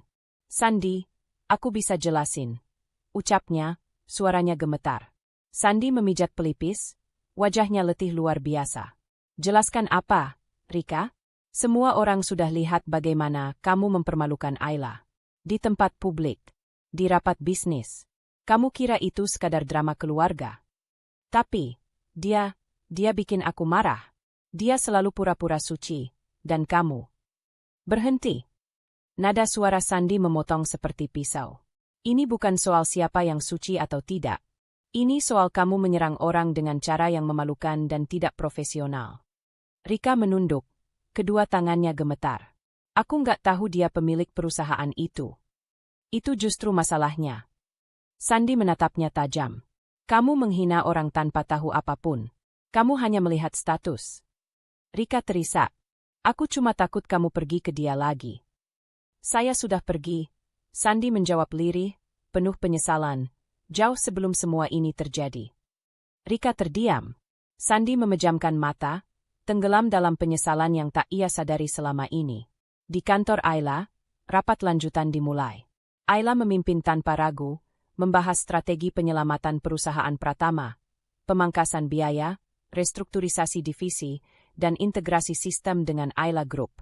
Semuanya berjalan profesional, dingin, tanpa melibatkan luka masa lalu di dalamnya. Namun setelah rapat selesai, Sandi muncul di ruang tunggu. Ia tampak rapi tapi lelah, seperti seseorang yang baru saja menelan kebenaran pahit selama 24 jam tanpa henti. Mira menatapnya dengan kecurigaan. Bapak mau bertemu Ibu Ayla. Sandi hanya mengangguk. Nada itu cukup. Mira kembali masuk ke ruang Ayla dan memberitahu.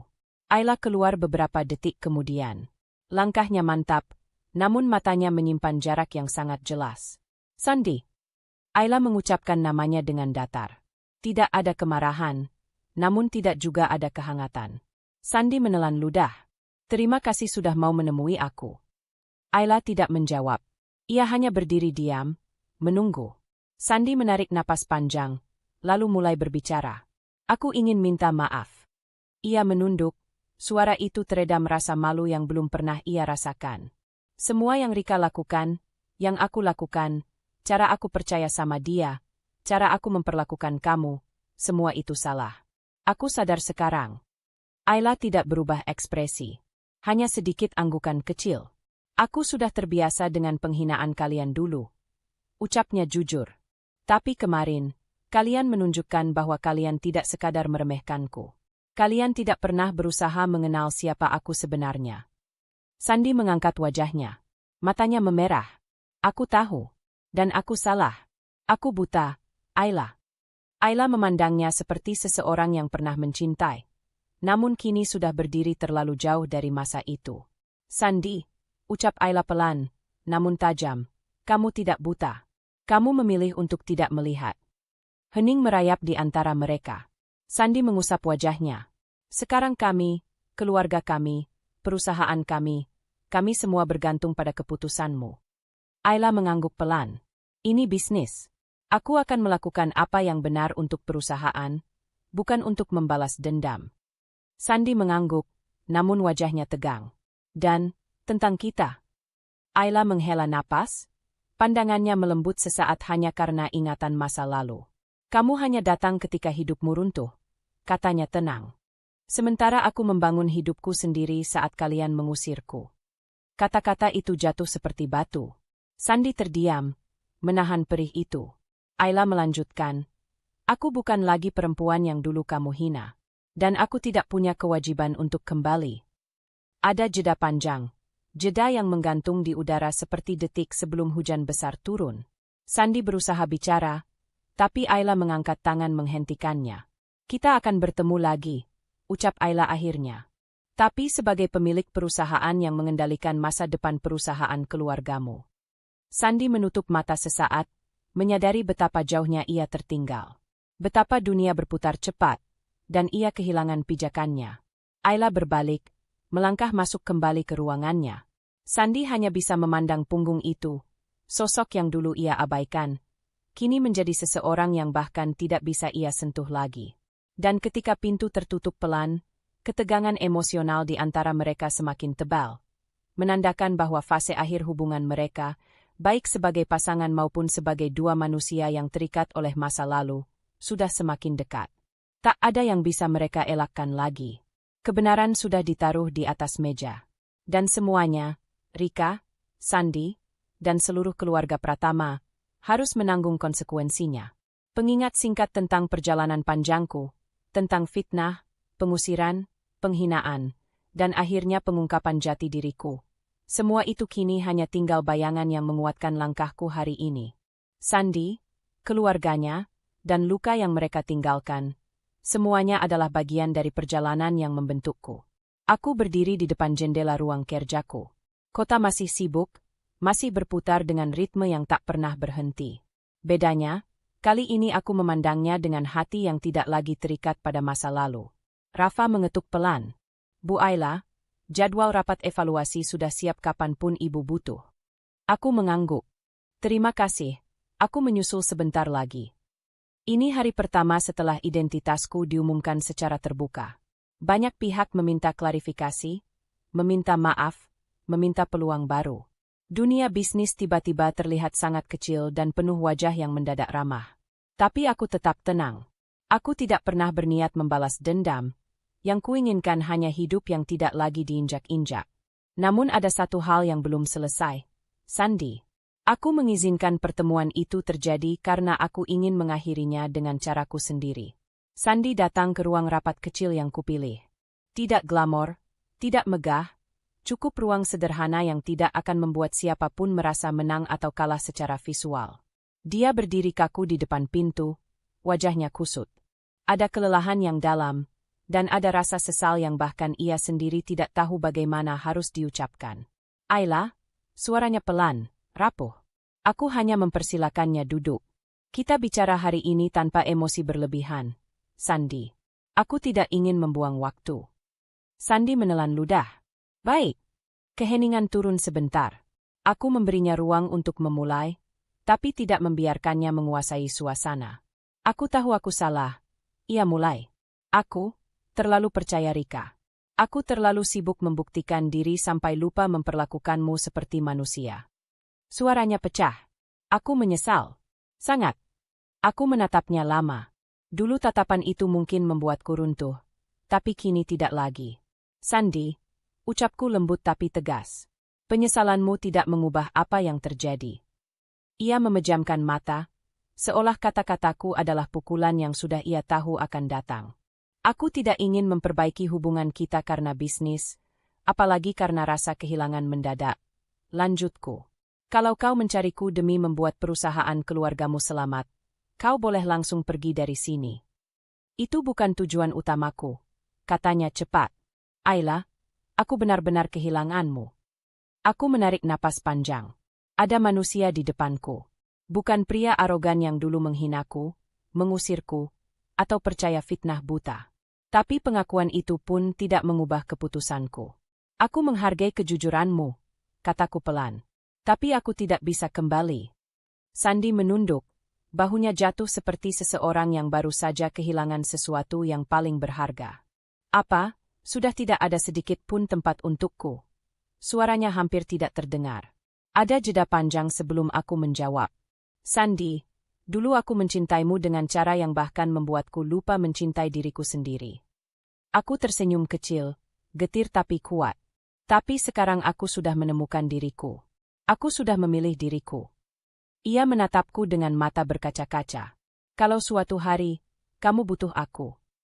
Aku akan baik-baik saja, jawabku. Pertemuan itu berakhir tanpa teriakan, tanpa air mata yang berlebihan. Hanya dua orang yang akhirnya menerima kebenaran. Sandy keluar dari ruangan dengan langkah berat. Dan untuk pertama kalinya, aku tidak merasa terluka melihat punggungnya menjauh. Aku merasa bebas. Sore itu, aku berjalan ke balkon gedung perusahaan. Angin menerpa wajahku, lembut, seperti menepuk pundak dan berkata, "Selamat, kau berhasil bertahan." Perjalanan hidupku selama ini penuh tekukan tajam. Tapi kini, semua kembali ke tanganku.